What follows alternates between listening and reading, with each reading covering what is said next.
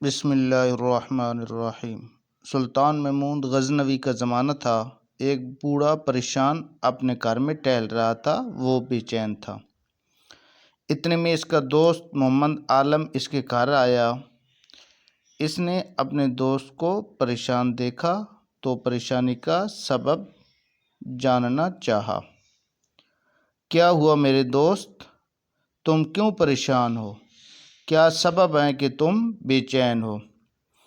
اس پر بوڑھے شریف نے کچھ کہنا چاہا، لیکن پھر کچھ سوچ کر رک گیا اور پھر ٹہلنے لگا۔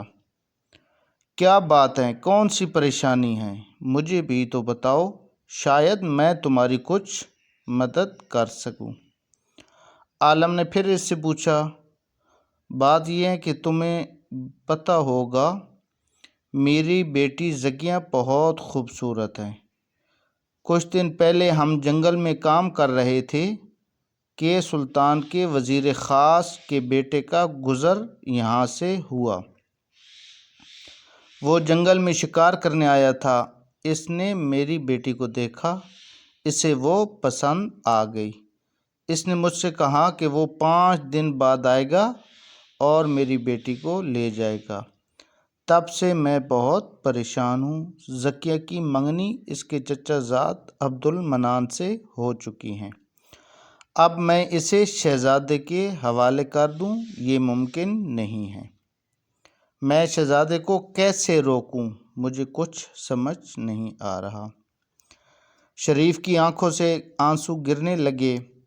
عالم نے ہمدردی سے اس کے کندھے پر ہاتھ رکھا اور بولا، بات واقعی پریشانی کی ہے میرے دوست۔ کیا تم سلطان کے پاس درخواست لے کر گئے ہو؟ نہیں، اگر لے کر جاؤں بھی تو کیا سلطان مجھ سے انصاف کرے گا؟ اور جب سامنے اس کے وزیر خاص کا بیٹا ہو، ممکن ہی نہیں۔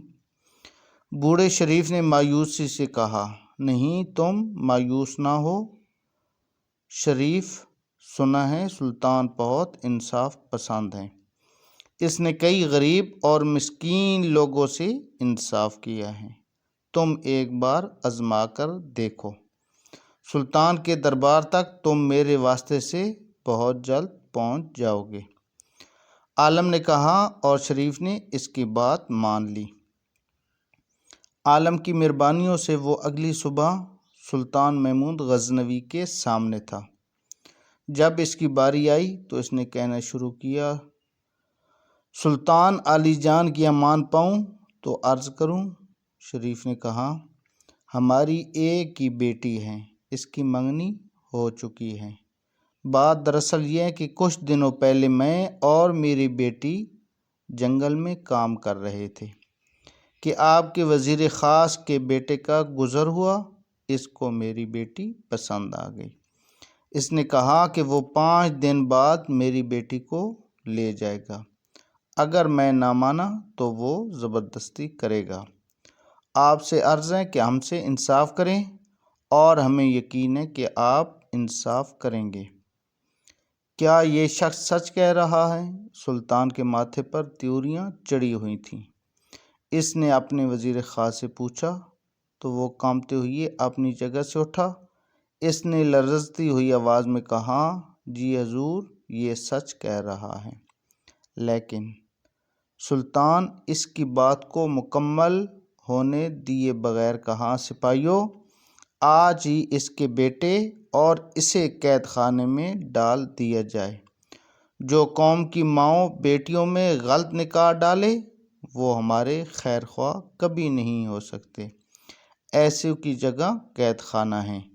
سلطان کا چہرہ سلطانی جاہ و جلال سے دمک رہا تھا۔ بوڑھے شریف نے شکر گزاری سے سلطان کی طرف دیکھا۔ اس کی آنکھوں میں خوشی سے آنسو گر پڑا۔ کاش ہمارے ملک میں بھی ایسے حکمران آ جائیں اور غریبوں کو انصاف مل سکے۔ اللہ پاک ہم سب کو عمل کی توفیق عطا فرمائے، آمین ثم آمین۔